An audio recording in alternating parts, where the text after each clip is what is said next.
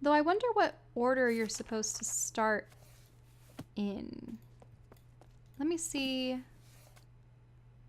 In the year 812, are they in order? Those ones are definitely in order. The question is, are these ones even older?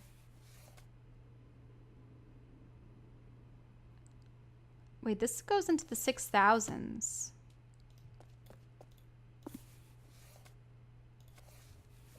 Let me go all the way over to this first one over here. 3000.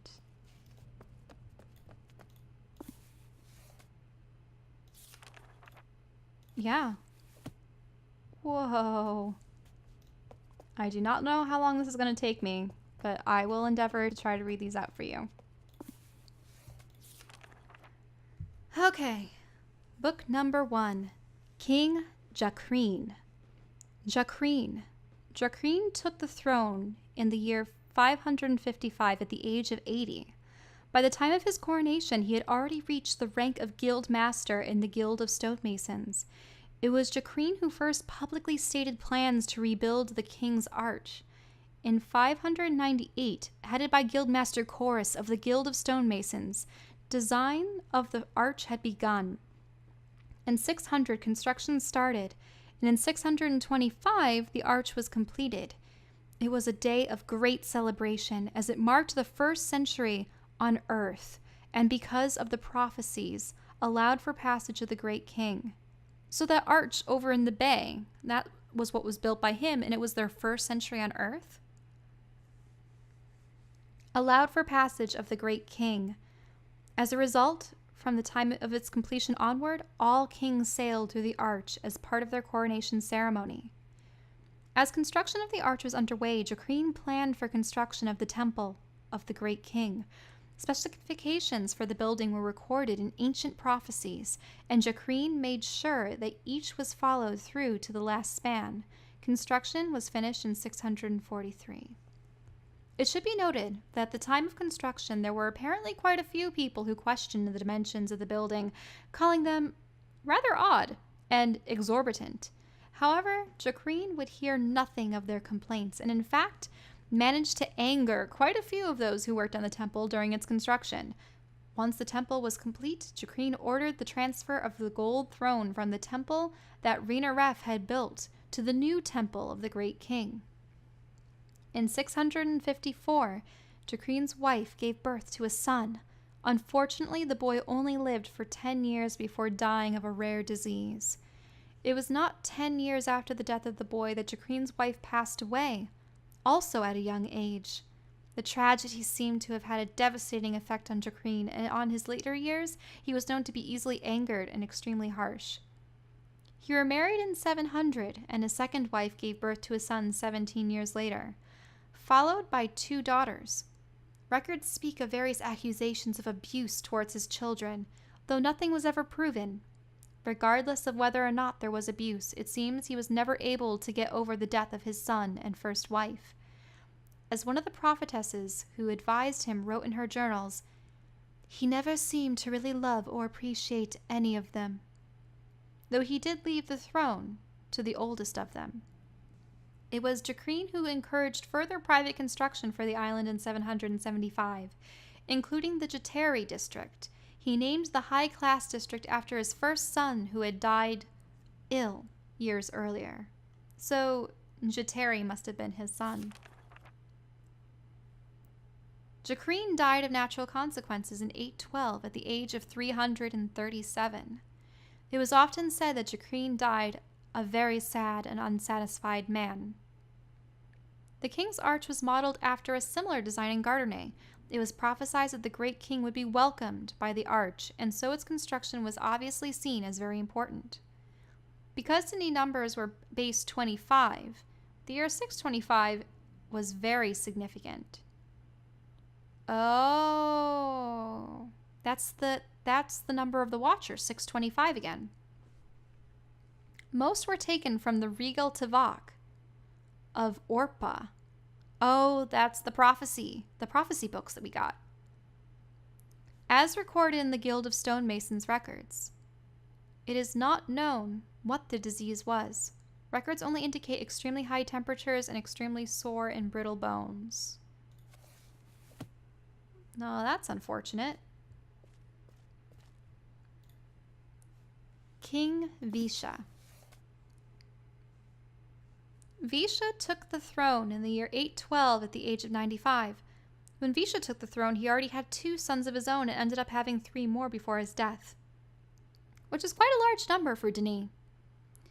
Though his father had completely rejected his religion in his later years, Yeesha was an extremely religious man who, some say, tried too hard to push his convictions on people, and in the end, probably pushed many away.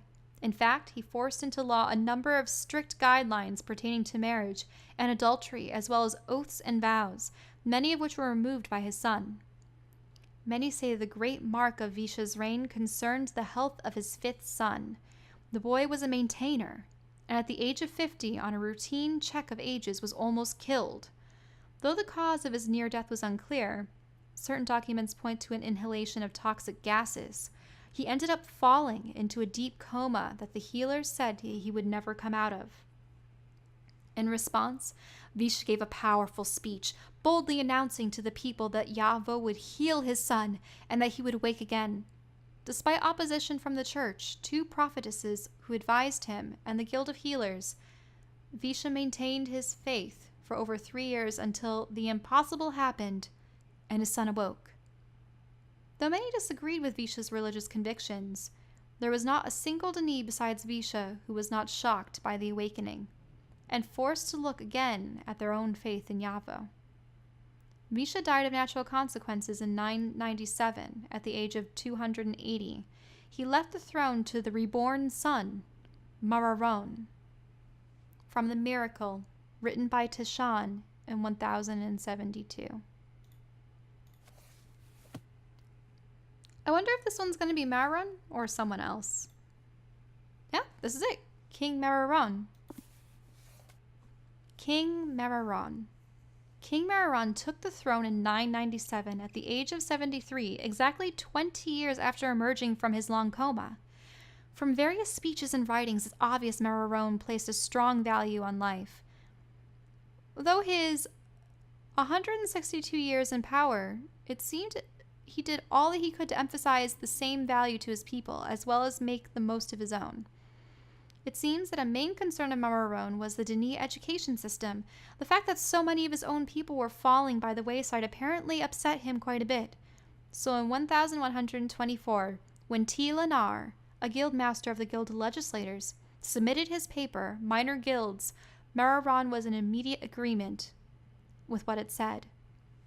In the paper, T. Lenar wrote, "We are creating a group of people who have no understanding of the Denis and the strength of our blood.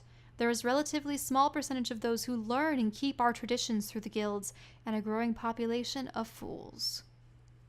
Mararon, following suggestions within the paper, placed the common schools under the Guild of Legislators and began major renovations of that system, including higher standards for instructors and longer workdays.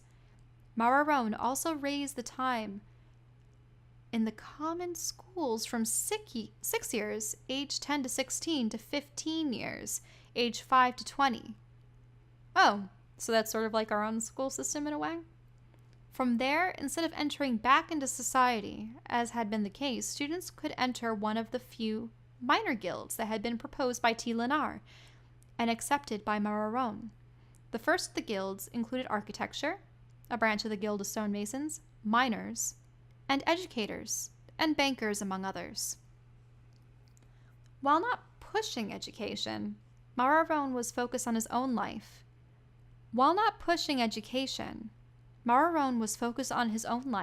Making sure that he was living it to the fullest. Most historical documents point to addictions to hallucinogenic drinks and various drugs.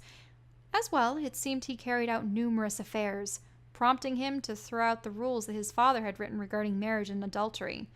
One particular record shows of affairs with prophetesses, although both the prophetesses and the religious community vehemently denied it. The public said little of Mararon's shortcomings, choosing to focus more on the benefits that he had brought them than his negatives. He died at the fairly early age of 235 and 1159 from natural consequences. Most expected the early death from his drinking and smoking, although many say it was somehow related to his coma years earlier. Any relationship between the king and his prophetesses was extremely looked down upon, as both parties were expected to remain objective with one another and the people. That's interesting. So he pushed the education system. King Corrine. King Corrine. Corrine took the throne in 1159 at the age of 50. Corrine was the older of Mararon's two sons, and the two brothers were apparently close. His younger brother was a guild captain in the Guild of Linguists, and the two remained close for much of Corrine's reign. In 1159, when he took the throne, it would have been impossible to forecast the turbulent string of events that would start during his reign and not end for some years later. His grandfather had been an extremely religious man, and not everyone had agreed with his theologies. There were, in fact, a number of groups who had strongly disagreed with Yeesha, and though Mararon had not done anything to offend them during his reign of Corrine, they thought to make their own causes more widely known. The most dangerous of those groups was known as the Judges of Yafo. Though they had existed for some time, it was in 1303 that they began to make the name for themselves. It all seems to have begun when a writer mysteriously left the Guild of Writers in 1303. A few days later, books and ink went missing from the respective guilds. Corrine ordered tightened security on the guilds, as well as a massive search for the vanished writer, but all to no avail. Unbeknownst to Corrine, the judges, led by the man Atrus, or is it Iris? Probably Iris, were writing illegal ages in an attempt to create a race they could control and force to go to war for them. In 1320, the Pento Age was written, and the judges had what they needed. It was in 1323, with his wife about to give birth to his first son, that Corrine's palace was attacked by a group of judges, along with warriors from the age of Pento.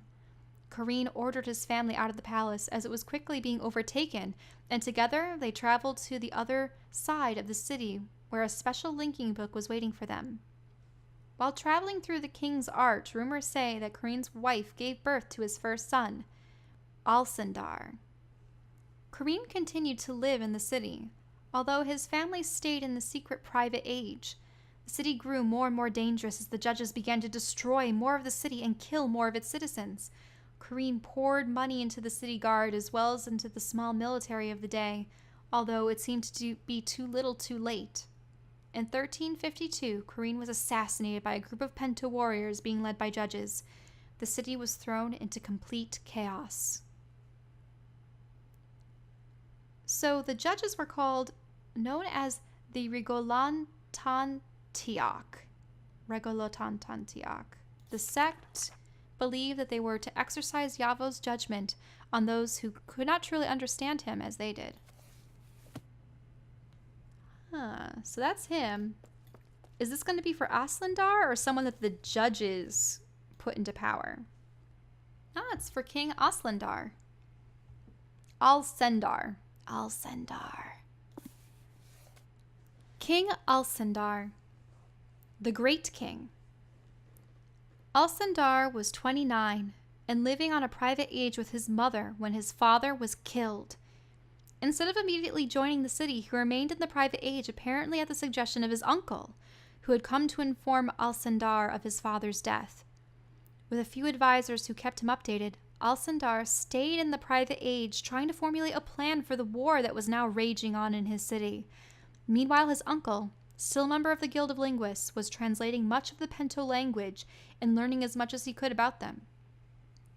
As it turned out, the judges, with the Pento, claimed control of the Dni government after the death of Corrine and began to move into other ages.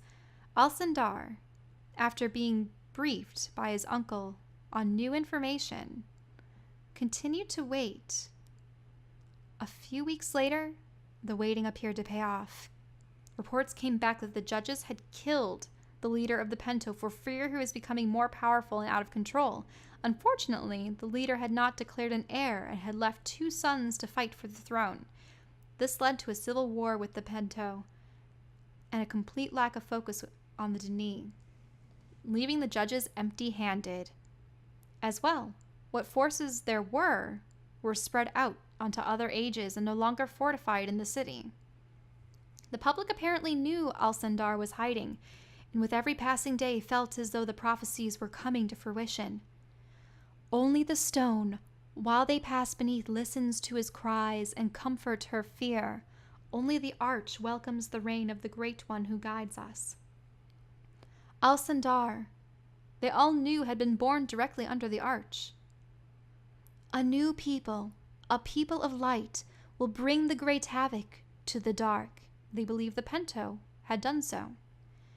He remains hidden while another sits on his throne. It was obvious. While the public waited for him, they only grew more willing to fight for him. 15 weeks after the death of his father, Alcindar entered the city for the first time in his life with a small force. He sailed directly through the arch to the palace and reclaimed it with relative ease while directing his soldiers and those who joined him as they saw him enter the city. Immediately, he established safe zones and eventually informed the Pento that he wished to begin negotiations with the Pento warrior Mekar. Alcindar agreed to help Mekar defeat his brother if, in return, they would return to their home peacefully. Mekar agreed if Alcindar would write them an age to return to. The deals were signed, and in 1376, Alcindar led a force to the Pento age. It was there, in the Battle of the Great King, that Alcindar led the defeat of Mekar's brother Timau. Timaue? Something like that. Which led to a total victory for Dini. Mekar turned over 2 leaders of the judges, and Alcindar found the other 3 in the city. All 5 were sent to prison ages, and the books were burned. Some in the society demanded execution, but Alcindar had refused. Regardless, his coronation ceremony took place a few weeks later, and it was said not one of Dini did not attend the event. Our cheering was as loud as thunder, and our pride as solid as the arch through which he sailed. Throughout his reign, Alcindar wrote a good number of books of prophecies and encouraged his people to forget about their old homeland, to focus on why they came to Dini, to start again, to focus on pleasing Yafo, and to make good and right decisions. To know Yafo better should be the focus of their lives, he claimed. It was Alcindar who brought them back to the attitude they maintained during the reign of Rinareth. During his life, there were numerous rumors abound about Alcindar and special linking abilities. Numerous witnesses claimed that he did not need linking books to go from one place to another, and numerous others claimed that he could link to different spots within an age. However, none of these rumors were ever confirmed. There were apparently other rumors, much more quiet, which dealt with Alcindar and his relationship with the prophet Nehemiah. Though it seemed that Nehemiah had great respect for Alcindar, the same could not be said concerning Alcindar's opinion of Nehemiah. Apparently, the great king had little time for her and often found her advice foolish and childish when he did consult with her. As a result, it seemed Nehemiah was rarely seen with the great king and relegated to a figurehead role for ceremonies and the like. Perhaps surprisingly, Alcindar rarely consulted with any other prophets, though he did have the choice. Unbeknownst to the public, who continued to praise him, Alcindar was working with the Guild of Writers and Healers on a plague. It was said that it would be used as a biological weapon in case such an action was ever needed in the future. As far as the Pento, the link between their age and Dini was still open, as Alcindar insisted on the continuation of resources from Pento, although it appears that some of his associates advised against it. It was in 1466 that Mekar came to the palace, threw other books given to him by the judges, and killed Alcindar's wife and 2 sons. But Alcindar had helped Mekar defeat his brother and take... backstabber. Alcindar himself killed Makar in what records described as an astounding battle. 2 days later, Alcindar ordered the release of the plague into the new Pento age.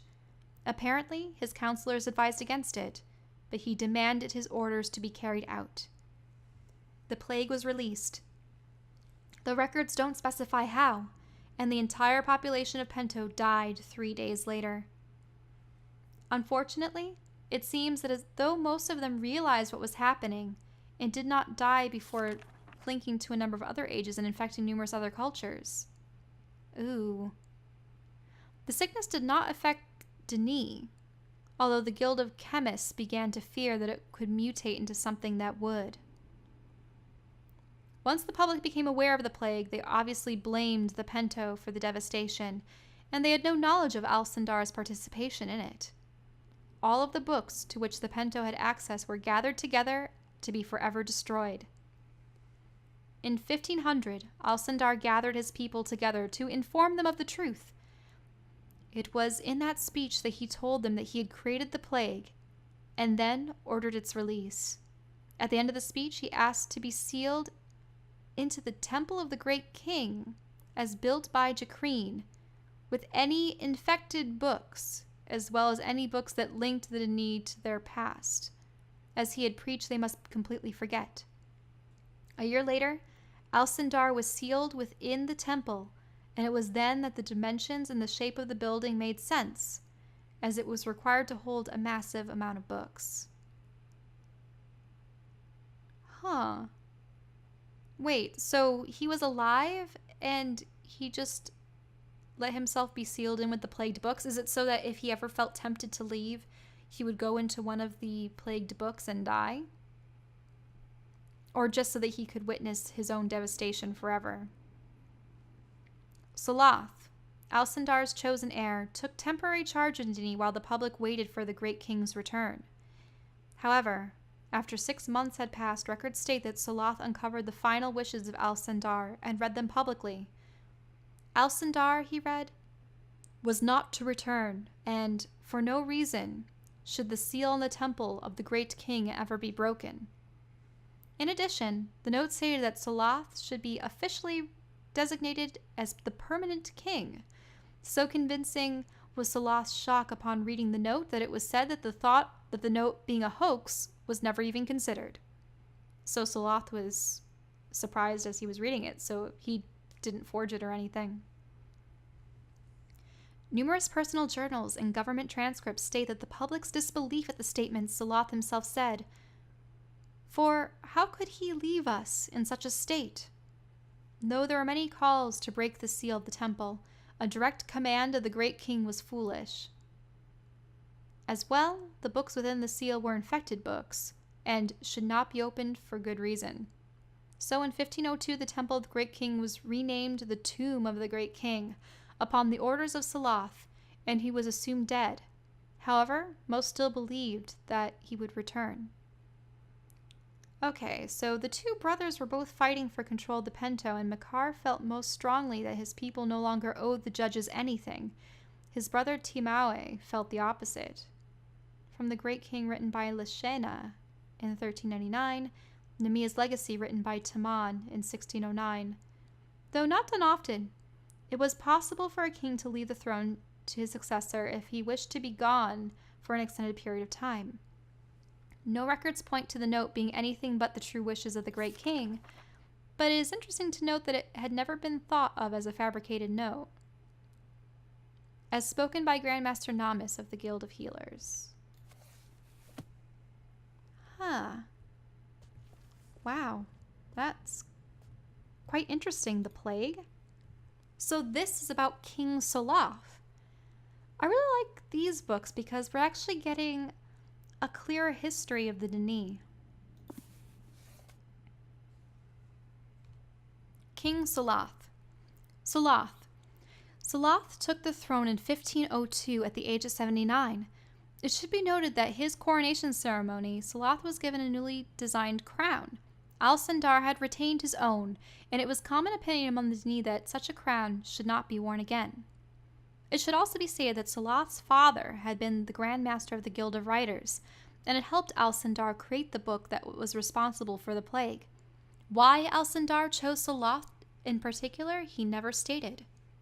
Regardless, Soloth inherited a fairly stable culture, although one that was on the fringe of religious anarchy.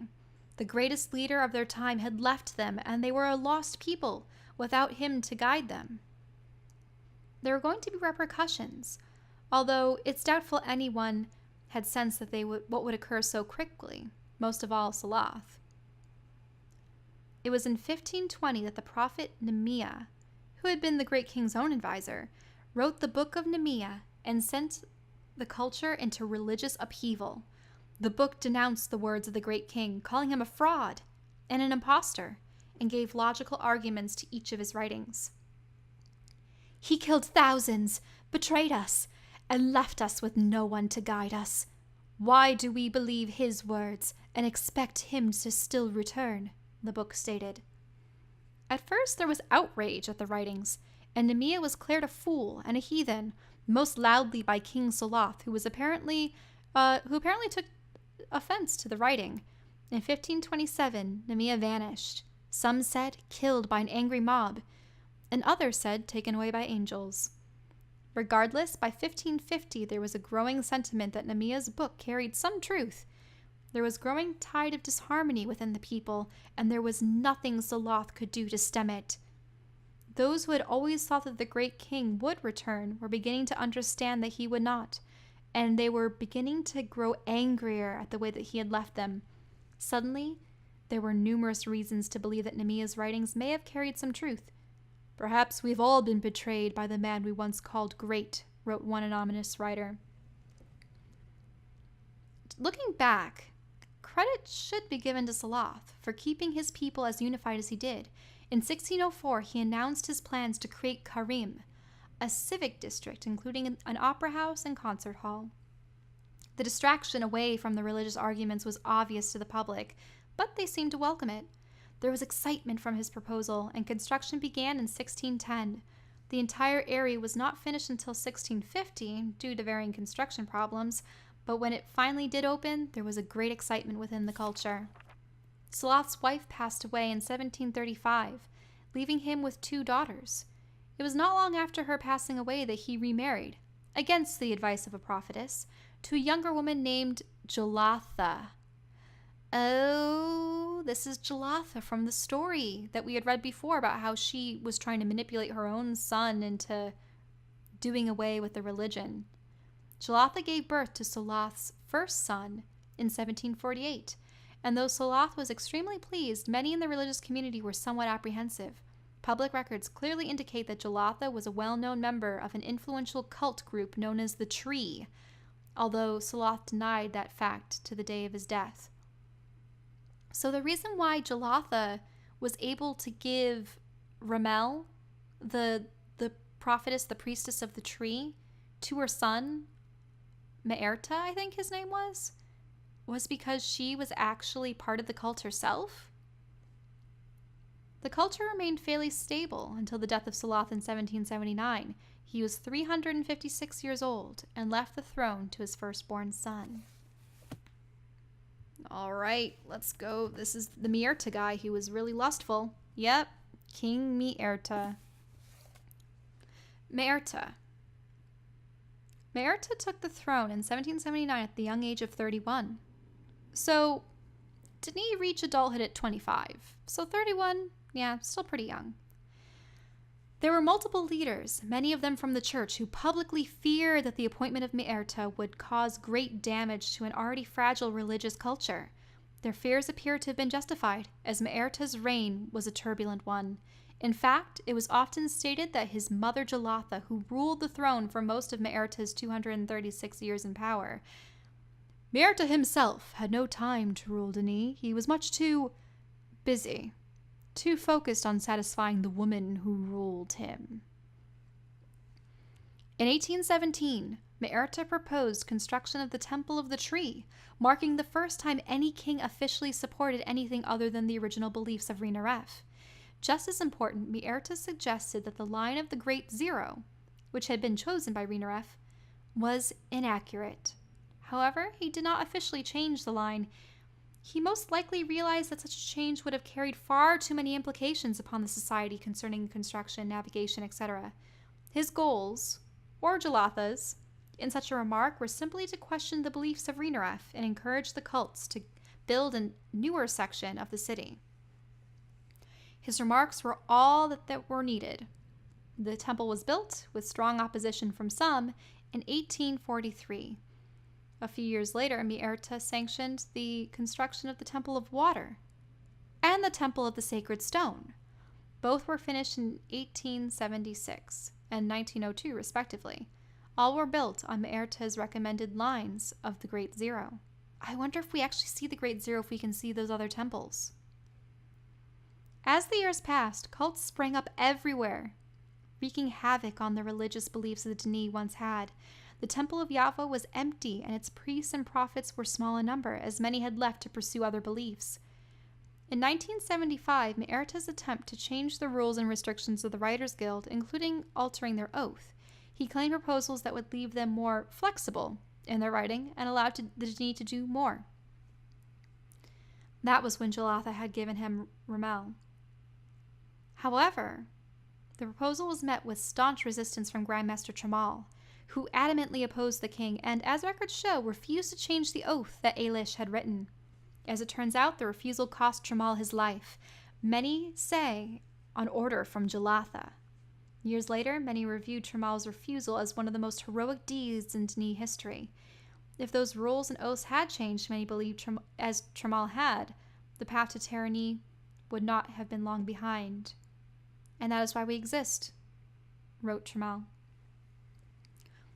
Once Tramal was found dead, the Writers' Guild as a whole refused to change the proposed changes and oaths and regulations in support of their fallen comrade. Eventually, Jolatha, through Myrta, gave up trying. By far, Jolatha's most destructive action came the year of her death. In 1999, she convinced her son to break the seal of the tomb of the great king. Why she wished for such an action was not clear, although numerous possibilities were proposed years later. Though few in number, there were still some who believed that the great king would return, and Jolatha was infuriated at any power the great king had. She possibly wanted to prove once and for all that he was dead, an impostor, and a fool. Others wrote that she was insisted in gaining access to some of the ancient books, as the tree believed they had held special power. Still, others said she was simply mad, while others claimed she was possessed and an agent of Jakuth. Oh, Jakuth is like their version of the devil, who's like the opposite of Yavo. Regardless, the seal was broken. The act was carried out in secret, in the dead of night, as even those who opposed the great king would have found such an action blasphemous and dangerous. A number of books were taken from the tomb and placed in the temple of the tree, along with what Jolatha claimed was a piece of the robe from the body of the dead king. Jolatha died 2 days later from an unknown illness, while the books she had taken out remained in the temple of the tree. Myrta quietly ordered the tomb sealed again, and much stronger.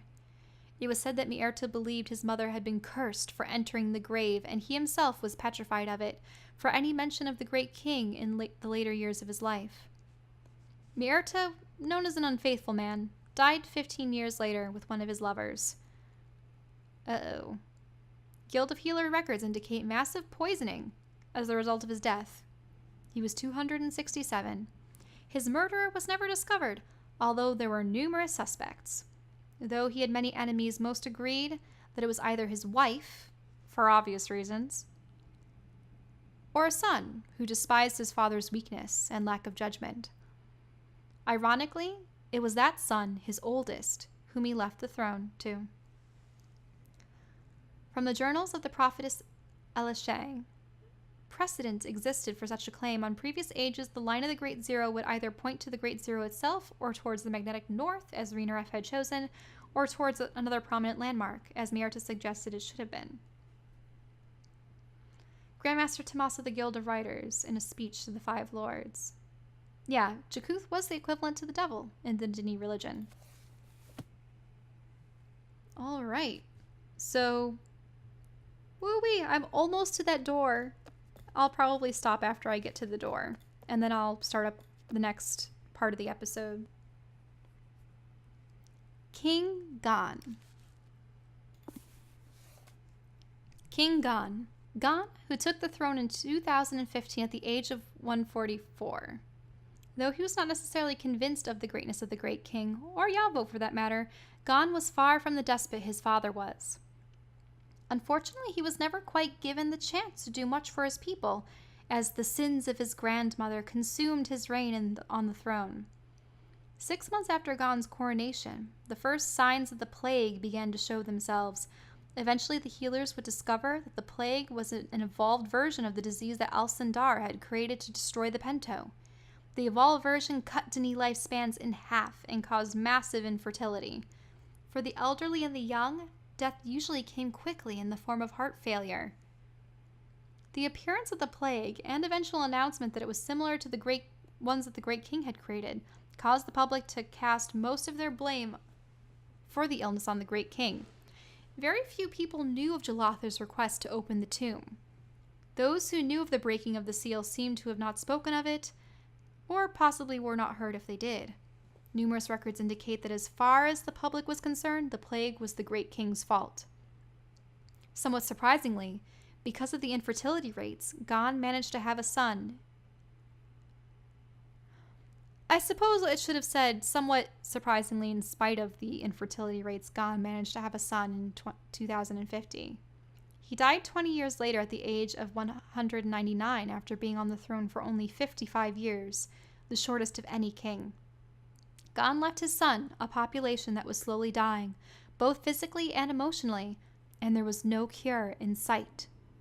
The plague ended up killing over a quarter of the Dini population and cutting birth rates in half, until a cure was found in 2262. Whoa! But when did that happen? Whoa, this guy has a name. Ben-Ashirin? Ben-Ashirin. I'll say Ben-Ashirin. King Ben-Ashirin. Oh, that sounds better. Ben-Ashirin took the throne in 2070 at the age of 20. Whoa, he was still a kid. A record that was never surpassed. He was extremely young to inherit the throne, and his short reign displayed his immaturity. It was said that there was never any control or leadership from the throne while Ben-Ashirin sat on it. As a result, the people were forced to look elsewhere for some kind of trust or hope. Most turned to religion, leading many more factions and cults. Many claimed healing powers either from nature, special leaders, or Yafo himself, through a variety of different means. It seems clear that Ben-Ashirin wavered in his stance on just about everything, including religion. In some speeches, he begged Yafo for healing, while in others, he sought for help from the tree. In the meantime, he was of no help to the healers or chemists, both of which were working hard to find a cure. In fact, some of Ben-Ashirin's speeches pointed to public condemnation of the guilds, accusing them of shallow efforts and failing their own people. Those who held faith that any cure existed outside of miracles and/or special potions were few and far between. The population continued to die, and the amount of children born decreased tremendously. Ben-Ashirin himself died in 2193 at the young age of 143, without any descendants to leave the throne to. In fact, so few children were being born that Ben-Ashirin had trouble choosing an heir, even from his own staff. As a result, he chose his 179-year-old uncle to take the throne after his death. It was later said that some higher power must have been involved in such a choice, as Ben-Ashirin was far too ignorant to choose an heir that made so much sense.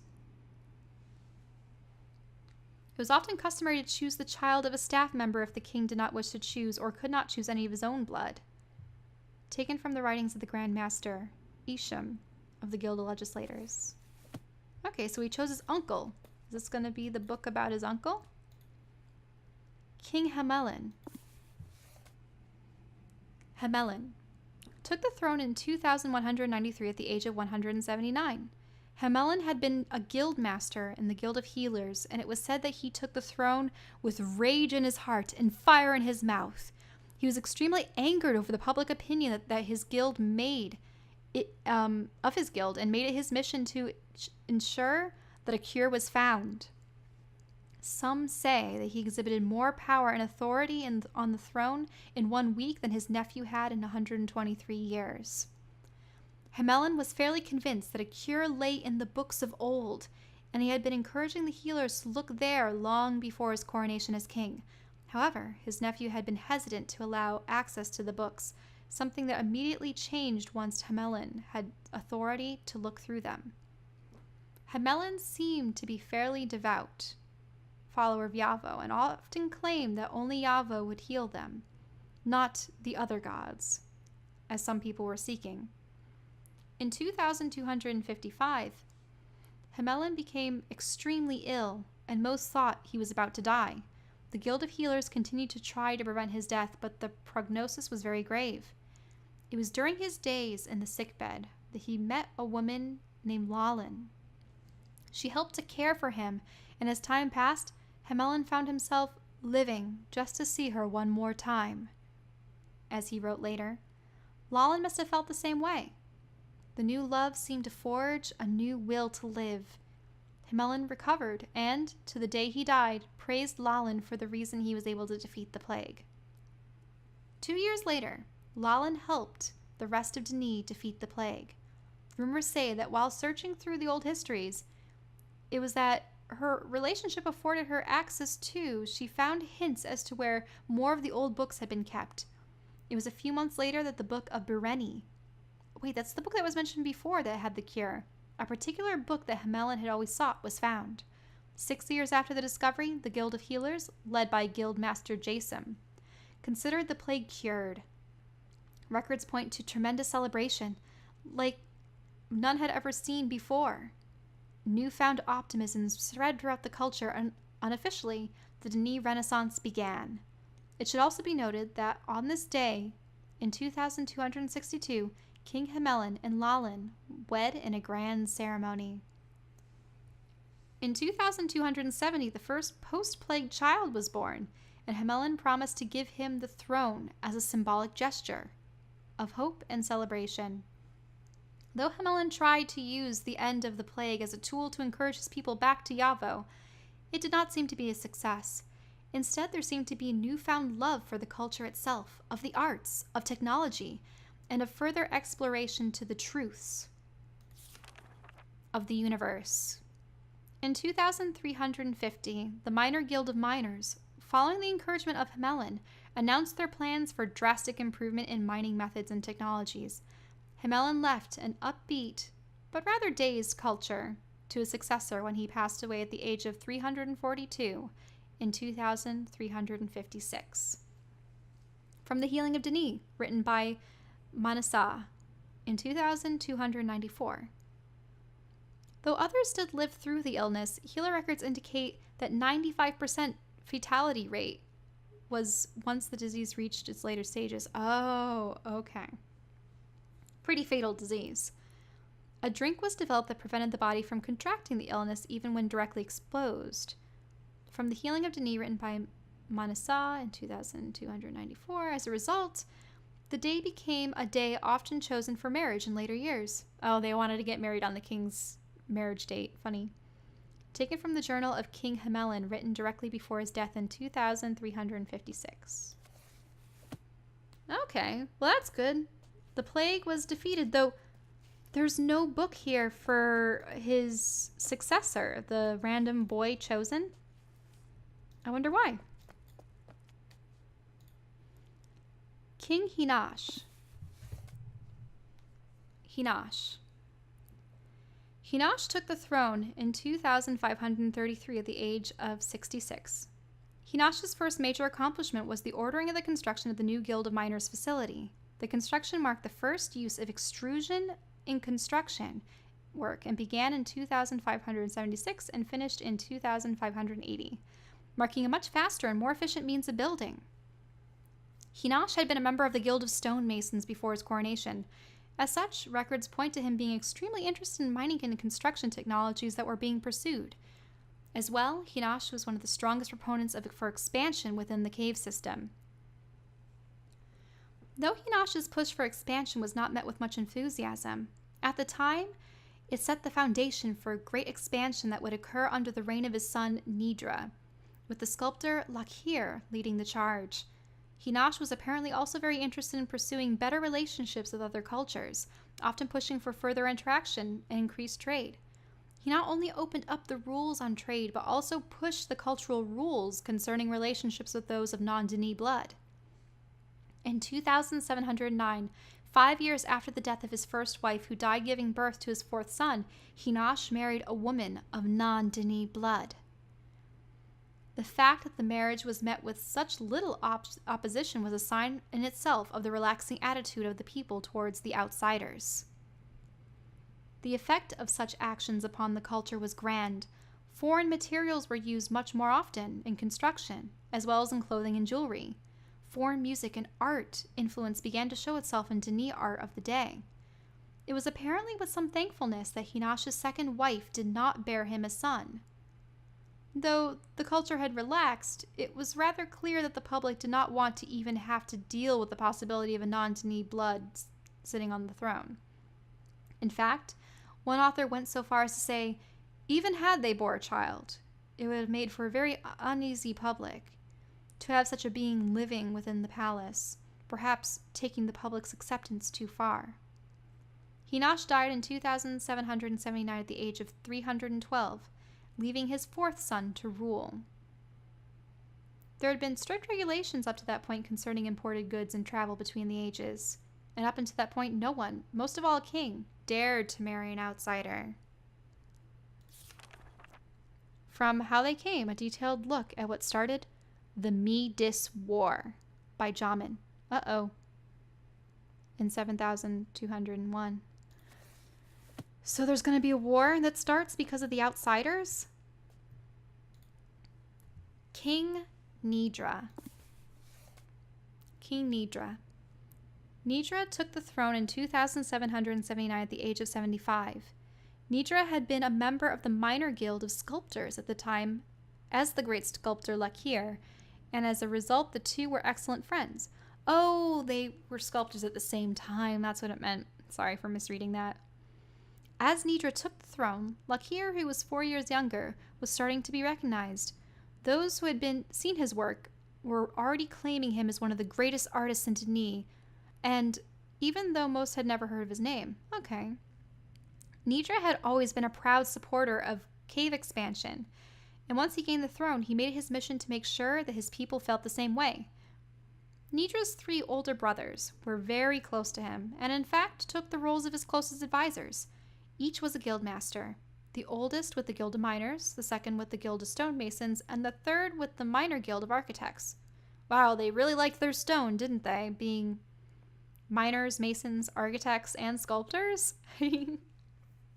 Because of their positions, each ended up having great affection on the accomplishments of Nidra. Most of the evidence supports the fact that it was not Nidra's persuasive speeches or motivational abilities alone that pushed the expansions, but also the fantastic skill and talent of Lakhir. He only needed one chance to prove his skills to the public, and Nidra gave him that opportunity in 2807 with the design for a monument to the discovery of the Book of Bereni. After that, Lakhir, along with Nidra and his brother, presented a plan for a new residential district. From that point forward, it seems as though expansion would not have stopped, even if someone had tried. Throughout the 221 years of Nidra's reign, 4 new districts were begun, including the residential Jarin, the elite of the elite districts Kalang, the business district of Kali, and the industrial district, managing importation and manufacturing of foreign goods, Nehwaril district. In 2916, the Guild of Mechanists announced industrial extrusion, allowing for further improvements in construction methods, including unistructural buildings. Nidra passed away in the year 3000 at the age of 296. He had 2 daughters, but no sons of his own to give the throne. Instead, he chose the oldest son of his brother to succeed. From The Man of Jateri by Kamal. Instead of the joining of blocks that had been used up until that point, unistructural construction allowed for the weaving of different stone, almost like a sweater, as one historian had described it, making it appear as a single seamless piece of stone. Oh, that's cool. I know that they can do that with wood, but I don't know about stone. Whoop. This is King Rakeri. Oh, we've heard about him. King Rakeri took the throne in 3000 at the age of 81. In the same year of Rakeri's coronation ceremony, a man by the name of Tavar was born. Beginning in 3077, many say he defined Rakeri's reign more than Rakeri himself. Tavar was an ardent follower of the great king and spent his entire growing up studying the king's teachings and words. By the time he was 65, he was apparently appalled at the state of his people, especially pertaining to religious matters. Though he had begun a small scale, in a matter of years, Tavar became one of the most influential men in Dini history. He was a powerful leader, a gifted speaker, and a tremendous motivator, and by 3077, a well-known name. It was 3077 that Tavar publicly denounced the sects and his peoples, including the government's lack of faith in the principles and laws of Yafo that were founded upon. He often pointed to the council chamber and other government structures that now covered the tomb of the great king as a symbol of what the hearts and souls of Dini had become. "There is no longer time for religion, as government and power have stolen our love," he stated many times. Most of the public seemed to agree with Tavar, especially concerning the tomb of the great king and its covering. They believed that they should never have been allowed to happen. Although not remembered as a great event in itself, most historians agree that credit should be given to Rakeri's actions for the teachings of Tavar. Rakeri, at first, was infuriated at Tavar's speeches and his apparent disapproval of the culture. In return, he denounced Tavar and his teachings and even threatened to have him imprisoned. In 3081, Rakeri supposedly attended one of Tavar's speeches in an effort to ridicule it and give the other side to the public. Instead, he ended up in a public debate with Tavar. According to witnesses, it was a debate that Tavar clearly won. Though Tavar handled the debate with the king as best as he could, at times his words were rather harsh, words to which the king had no response, and ended up bringing quite a bit of ridicule upon himself instead of Tavar. However, instead of ordering Tavar's death, which he probably could have done, he returned to his palace and thought about what he had heard. 5 days later, Rakeri personally invited Tavar to the palace, and later that same day announced that he had chosen Tavar as his main prophet, and asked forgiveness from his people for his wrongs, not only of himself, but the kings before him. Those who personally witnessed the speech of King Rakeri left the event transformed. It was not long until their personal transformations began to change the entire culture. By 3100, 600 years after the government records showed 2,500 registered sects, there were 47 sects in existence. Only 10 of those sects' memberships was greater than 500. The public seemed to return again to the beliefs their culture had been founded upon, those that Rinaref had taught and the great king had expanded upon. The people were again unified, and much work was done to join the classes of rich and poor that, by that time, had already begun to separate.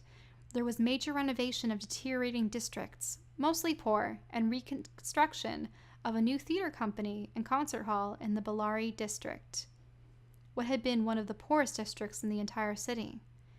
In 3112, Rakeri announced, with Tavar by his side, plans for great renovations, almost complete reconstruction of the Great Temple. Rakeri also announced that the old line of the Great Zero was accurate and should be honored again. The temple itself was to take advantage of handheld extruder technology that had been developed in 3092, as well as the great artist Fali was to paint the inside of the temple. As it turned out, it was Fali's final masterpiece as he passed away in 3123, 6 months after the completion of the temple. I wonder if that's sort of like a Michelangelo allusion with Fali. For the remaining years of Rakeri's reign, expansion continued both outside and inside the cavern. New mining technology was seemingly announced annually, bringing with it great prestige to the relatively newly formed major guild of miners. Tavar passed away at the young age of 218 in 3218. Rakeri was so greatly disturbed at his passing that he ordered 5 days of national sadness. There were minor protests from a few of the still remaining sects, who obviously did not follow the order, but for the most part, Denis mourned with Rakeri over the loss of the prophet. Rakeri died a year after Tavar at the age of 300, leaving the throne to his firstborn son, Tijara. From Yafo's voice, written by Adesh in 3143, many witnesses' testimonies of the event are chronicled as Yafo's voice. According to the prophetess Shama, Rakeri was greatly affected by the words. He refused to speak to anyone for 2 days following the debate. Though women usually took the roles of prophets, the voice of Tavar was one no one argued with. Shama herself was said to be thrilled that Tavar's wisdom was being sought. From Yafo's voice, written by Adesh in 3143, and Fali was considered to be one of the greatest artists in Denis Renaissance history. Oh, well, that's a lot of reading. I will start this one, and that's King Tijara.